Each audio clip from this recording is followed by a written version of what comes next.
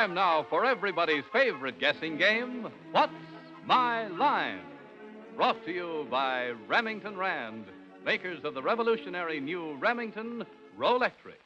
Now let's all play What's My Line?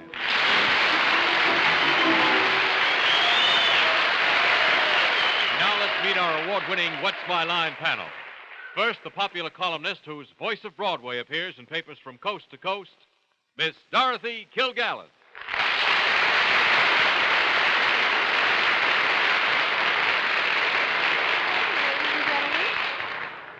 New York has a wonderful show playing on Broadway called The Happiest Millionaire.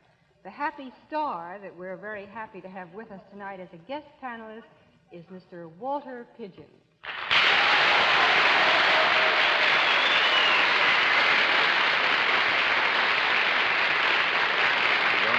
Do I stand up when I say this? Ladies and gentlemen, it's always a great pleasure for me to introduce somebody.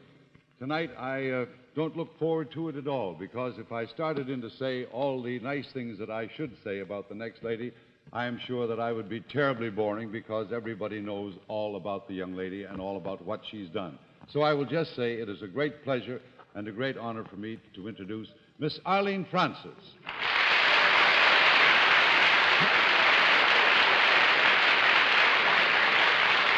Walter, why didn't you say it? Well, I haven't got the time, darling, that's why. And now a gentleman who is not only a friend of people, but a marvelous friend of books, our publisher panelist, Mr. Bennett Cerf. It's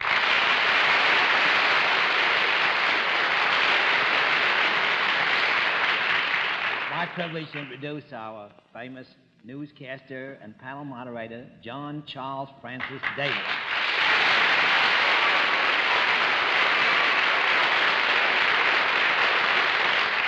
Good evening, ladies and gentlemen, and welcome to What's My Line, and it's nice to have some relatives in the audience, I always say. Panel, I've got some great news for you. Blindfolds on, please. What? We have gathered together, as is our custom, in this one spot, a very nice group on the panel and some very interesting people who are going to try to puzzle the panel with their occupation. We have a small variation on our usual theme, and so the panel has been asked to blindfold itself. We'll also have a famous mystery guest before the panel a little bit later in the program. Miss Francis, would you put on your blindfold, please? If you insist. Yes, I do insist. Absolutely. Got to do it. All right, the blindfold is in place? Yes, sir. Then let's see our first contestant. Will you come in and sign in, please?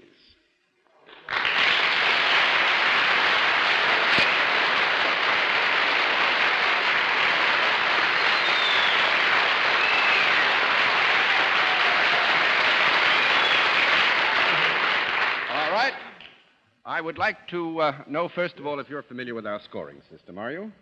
Yes. All right, fine. If you know what our scoring system is all about, then let's let the folks at home and our friends here in the theater now know exactly what your line is.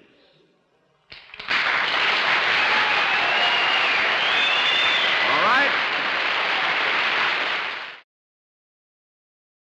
Panel, as you know, you've been blindfolded because there is an area of identification here. Could be either in costuming, in the handwriting, recognition of the name, some area like that. So we'll not be able to give you any help. We can't even tell you where our guest is from, but we will tell you that our challenger is self-employed, and then we'll begin the general questioning with Miss Kilgallen. Have you ever personally met anyone on this panel? No. That's 1 down and 9 to go. Mr. Pidgeon. He is personally employed. Is the service that you extend in this employment of yours something that one pays a pretty high figure for? Most of the time. I would say, not to mislead you, that it is possible in some degree that it could be considered a high figure. In other instances, it might not be considered necessarily high. In other words, a man with my pocketbook would be very high, I presume. Oh, yes, Mr. Yes. Yes.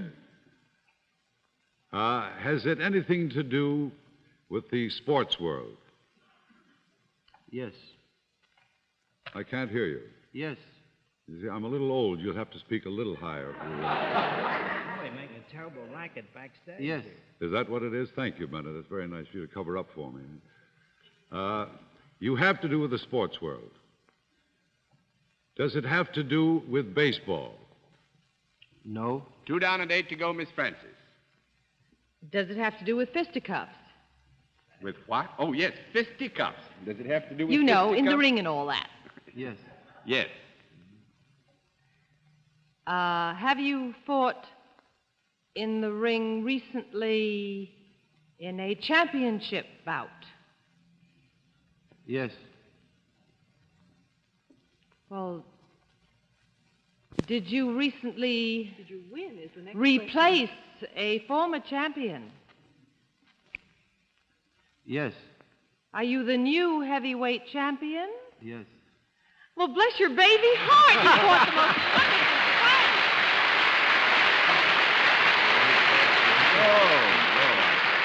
Floyd Patterson, the heavyweight champion of the world, who is indeed recently come to this honor, He wears fought a the crown. wonderful fight, Mr. Robb. Can I take off my eye Yes, film? everybody Sure else you does. can. You did fight marvelously. Thank you. I bet on the other fella, but you were just great. As Floyd just said, Hey, boy, they're fast. I would say this, though. I think probably everybody in the sports world knows it, but there is perhaps a distinction that Floyd carries that's equal to, if not greater than that of the heavyweight crown, which he won recently. He won a gold medal boxing for these United States of America in the Olympics in 1952, and I imagine that's as fond a memory as you've got, isn't it? Yes, it is. I'll bet it is. Floyd, I'm awfully sorry about this panel. They do this to me all the time. Could we ask Flip Floyd? it. He needs the money. He only got about 150. Flip it, then. All right, Bennett. We'll flip it. He needs it. Could we ask him when he's going to fight again? Well, my manager's saying June, probably Jackson, Hurricane Jackson. But I would like to get a fight before then, so we'll probably go on a tour over Would in you Europe. like to fight with Marciano? Well, I would like very much because I think the gait that him and I could bring and the fight that we could put up would be very good. Think you How's can beat your him? baby? Fine, thank you. You have a brand new baby, haven't you? Yes. Actually, you won a Congratulations. title and became a father all within a matter of Same night. the same night, didn't you? Yes, Just a the few same hours. day. It was Tell very me exciting. something. When you went into that fight, because now this is a historic area where men are supposed to get very nervous, and you knew that you were likely to become a father very soon. Were you nervous about the fact that your baby was soon due? Did you think about it much that night? No, I was anxious to get home, and of course that had no bearings on the fight itself. Not much. I bet Archie probably figures that it would have been a good idea if you weren't about to become a father. Huh? Yeah, I guess so. Well, you fought a good fight, and I must say you fought a good fight here, even though we didn't run as long as you usually do when you're in the ring, and thanks very much for being our guest. Thank you. Nice to have you with us.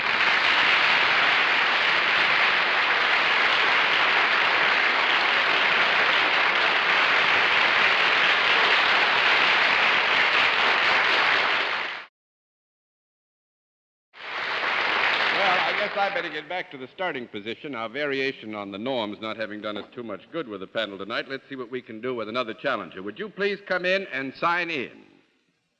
Right there. There.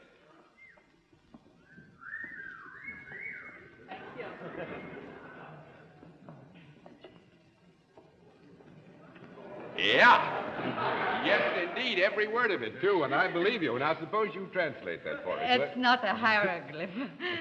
What is It means Eloisa Elena. Eloisa Elena. And this is probably the silliest question of this year, but the year is nearly over. Is that Miss or Mrs.? It's a Mrs. Mrs. Yeah. There'll be no more whistling in this theater tonight. Thank you. All right. But my Mrs. husband is not here. Your husband is not here. Well, that's fine. We're probably able to get everybody out of the theater without any trouble then. Well, is it Mrs. Elena? Is that how we're to call Yes. you? Mrs. Elena, the panel, if you'll meet them briefly. And then come with me, please. And sit right here. Where are you from, by the way? Well, I'm from Brazil, Rio de Janeiro. Oh, wonderful. Would you, by any chance, be familiar with our scoring system? Of course. I'm a customer of your program. You're a customer of our Yes. program when you're here in the United States. Of Oh, course. that's nice to know. Then Coast to coast. coast to coast. Yeah. All right, then let's let the folks at home and those who are with us here in the theater know exactly what your line is.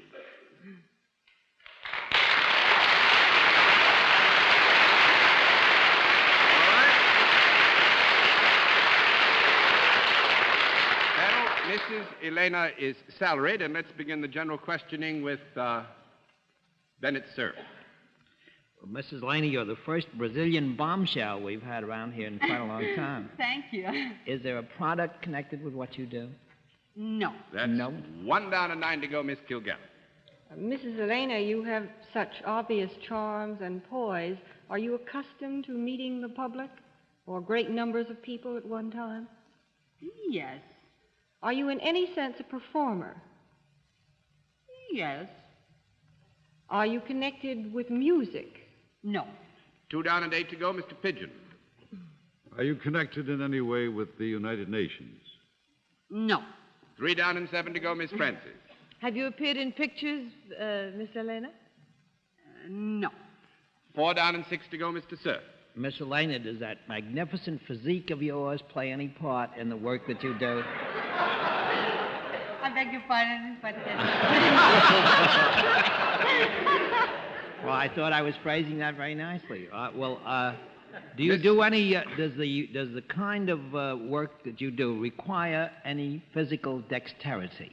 Oh, no. None No. at all. No, that's 5 down and 5 to go, Miss You think Kilgallen. No, I wouldn't think so, no. Then may we rule out athletics? Yes. we Yes. may rule out that. So you are a performer not connected with music, No. and not connected with the films. No. That's the 2 yes-nos. Do you ever perform on the stage? Sometimes. Yeah. But you could perform someplace else. Yeah. Do you do what would be considered... No, I'll withdraw that. Is there anything mental or psychic about what you do? You mean the mental there in the psychic sense, Dorothy? Not necessarily. What do you think? Well, I'll I mean... split it up, shall I? No, the thing is that it's difficult to answer the question as we have the term of reference on mental, because we must assume that there is a mental process that one goes through in performing the most simple tasks. You know. It's only that I was missing those answers of yours, John, that made me ask it. Shall I ask another one? Do you talk to people directly ever in connection with your work? Yeah. Are they ever happier because of having talked to you? I think so. You think Should so? be. Do you do anything that could be a nightclub act as well as a stage act? No. No, that makes it 6 down and 4 to go, Mr. Pigeon. Do you have anything at all to do with the Brazilian government in your work up here? Oh, no. No, that makes it 7 down and 3 to go, Miss Francis. I should think any move she made would be in behalf of the Brazilian government. And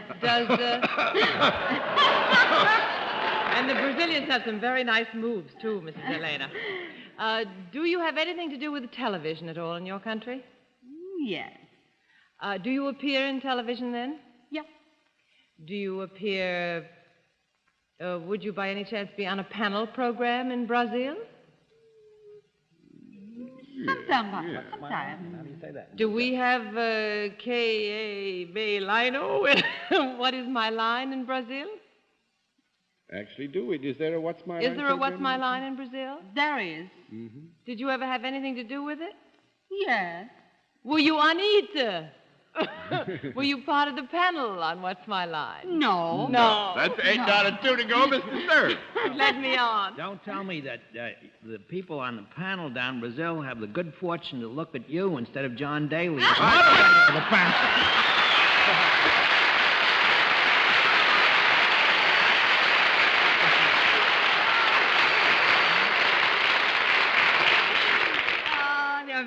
They are too clever for me. I'll agree they're too clever. Yeah. Some of them. Some of them are. That's Cerf, you know. Yeah. Bad man. I used to watch You did. him. Actually, Mrs. Elena, you did very well, because to clarify any doubts that might remain, Mrs. Elena is the moderator of the What's My Line program in Brazil. And what do they call it? How do you say it in Portuguese? Adivinhe o que ele faz. It means guess what he does. Yeah. Do that again. Adivinhe o que ele faz. Adivinhe o que ele faz. Oh, you've got a beautiful accent. Thank you very Much much. better than my English. Oh, no. I must disagree with you. Well, I must thank you very much. It's nice, one, to have a guest from Brazil. Thank Two, you. we kind of feel a kindredship with you because, after all, What's My Line is a one big happy family. They have it in England. They have it all over the world. That's it. And we all belong to the same gang. Thanks Yes, very thank much you. for It being was our a guest. privilege Nice to be have here. you. Thank you.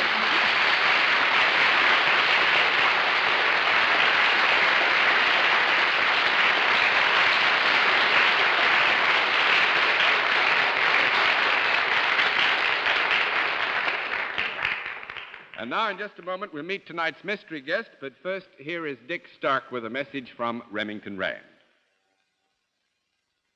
Ladies and gentlemen, may I present on my right a man with a heavy beard, Mr. Van Dyke, and on my left another man with a beard.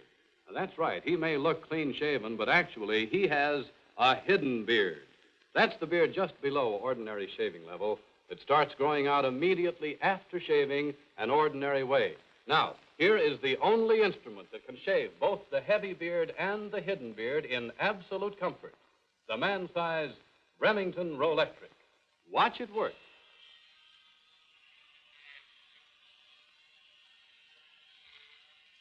See how the Rolectric shaves off that heavy beard.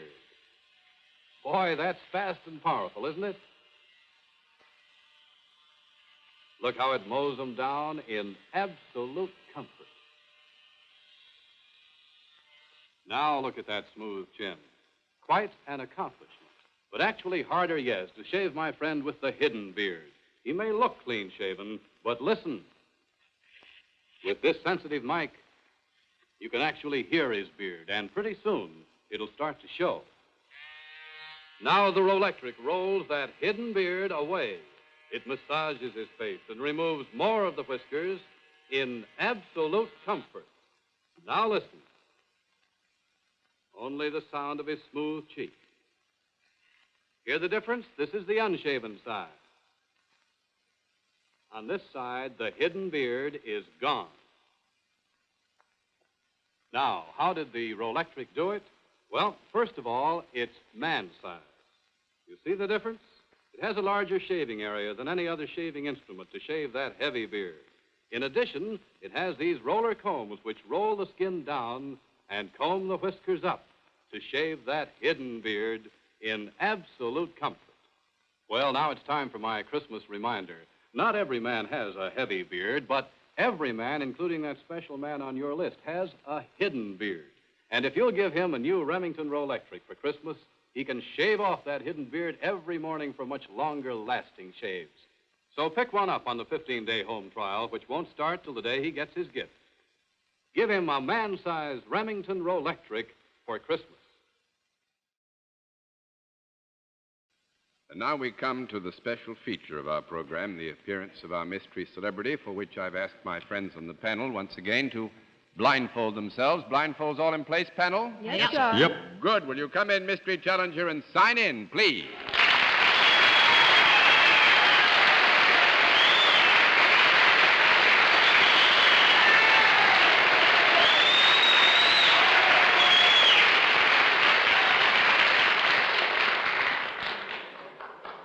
All right, panel, as you know, in the case of our mystery challenger, we go to a different form of questioning. You ask one question at a time in turn, moving clockwise, and we'll begin it all with Arlene Francis.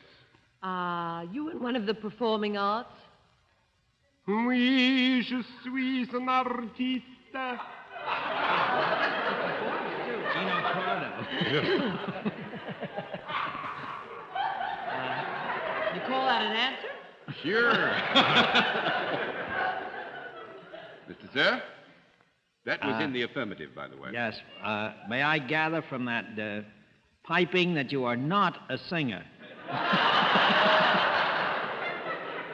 Non, je ne suis pas un chanteur. Another affirmative answer, Miss Kilgallen. Are you then what might be described as a legitimate actor? Oui. Mr. Oui? Pigeon? Yes, that's right, Yeah, Mr. please. Pigeon. Are you performing on the New York stage right at the present time? I have often walked down that street before, but not now. $1, 9 to go, Miss Francis. Well, does that mean? He's not performing now. But he has. He used to walk down that street. Then are you in the cinema? Quelque temps. Sometimes, I figure that means. Oui. Yeah. Mr. Cerf? Does television see you with any degree of regularity? Oh, oui.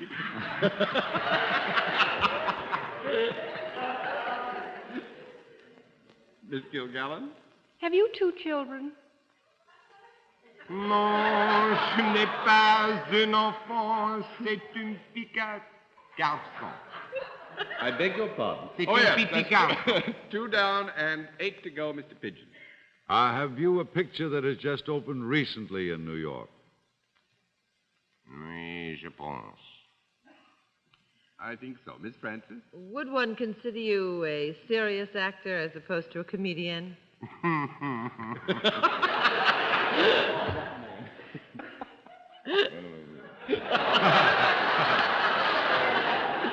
would say that we would consider our guest so talented that he would play either serious parts or comedy parts with equal skill.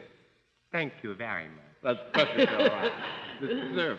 You sound like the kind of fellow who would tie the heroin to a railroad track and leave her there. Have you ever played a villain? Hmm? Oui. Miss Kilgallen? Are you Yul Brynner? Yul Brynner, did you say, Dorothy? No. That makes it 3 down and 7 to go, Mr. Pigeon. Are you Kirk Douglas? Kirk Douglas, 4 down and 6 to go, Miss Francis. Oh, no. Would you be considered older than Rock Hudson? Isn't everybody? I think yes. I just meant you're not considered one of the Bobby Soxer group. No, everybody is older than Rock Hudson. Mr. Cerf. Can I ask you a serious question this time? Do you think you know more about art than Eddie Robinson? Vise d'arte, vise d'amore. Si. You do. Well, I know it's my turn, but I hesitate to say because I've been so wrong all night. Is it Vincent Price? Yes.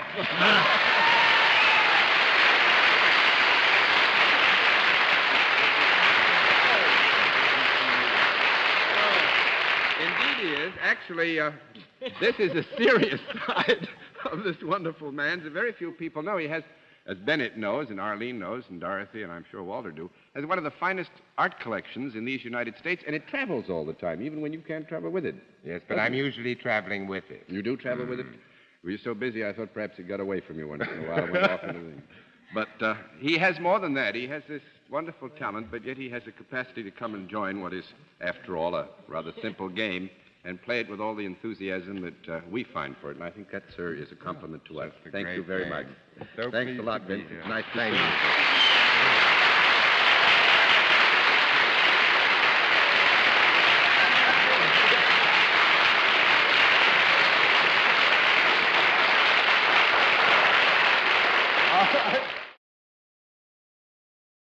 Well, panel, we haven't managed to fool you so far. Let's see if we can't do it with the final challenger. Will you come in and sign in, please, sir?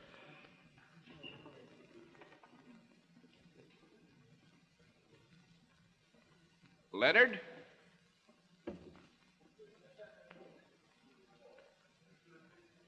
Rick Heimer? How are you, sir? Mr. Rick Heimer, where are you from? Atlanta. From Atlanta. Nice to have you here with us. The panel is there. Come on over here, if you will. I must say a word of thanks, by the way. We ran a little short of chalk last week, so I got enough chalk from our friends this past week in the mail to take care of us for about the next 50 years. You just had a piece of it, you lucky man. You know how we keep score? Yes, sir, I do. Fine, then let's let everybody at home, those here with us, know exactly what your line is. All right, panel. We have exactly 3 minutes to go. I'll tell you that Mr. Rickheimer is salaried. We'll begin with Walter Pigeon. You are salaried, Mr. Rick. You deal in a product, then. Is this product that you deal in? Now, are you asking the question, do you deal in a product, or are you going to assume he deals in a product?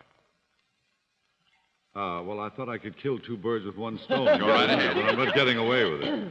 I'm assuming that you deal with the product. I do. Is it used in the home? Yes. Is it an article that would be considered a useful article in the home, or an article more of ornament in the home? Well, now, you can't ask a double-barrel question. To answer the first part of your question, would it be considered useful? We would say yes. I know what I'm doing. I was hoping I could trip him, you see, but I can't with you, as you keep still. Is this an article that is, I'll put that, is it an article more useful than ornamental? Yes. Is it an article that is used in one particular room more than the other? No. One down and 9 to go, Miss Francis. Is it an article that is carried on the person or by the person? It is.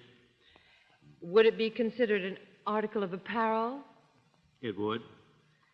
Would it be worn by women? Yes. Would it show? No. 2 down and 8 to go, Mr. Cerf. Mr. Richheimer, could it also be worn by men? Yes. Is it worn, would you say, equally as often by both sexes? No. No. You wouldn't say 3 that. down and don't say any more than no. 3 down and 7 to go, Miss Kilgallen. Well, would this be bought in a department store? Yes. Could it also be sold, or this type of product, I don't mean necessarily yours, but this type of product in a specialty store? Yes. Is it related to what might be called an undergarment? Yes. Would it have anything elastic or confining in it? Yes. Yes. Is it some type of corsetry? Yes. Yes. Is it a girdle or corset or whatever you call them? Yes. Yes. Now, And what do does I have to Miss find out what he does? Rickheimer have to do with them? Yes. Well, do you design them? No. No. That's 4 down and 6 to go, Mr. Pigeon. Do you put the elastic in them? 5 to go, Miss Francis. And we ran out of time. I'm going to flip all the cards. I'm sorry. I Mr. want him to Rickheimer have the money. sells them. Mr. Salesman. Thank you very much, Mr. Salesman. Nice to have you with us.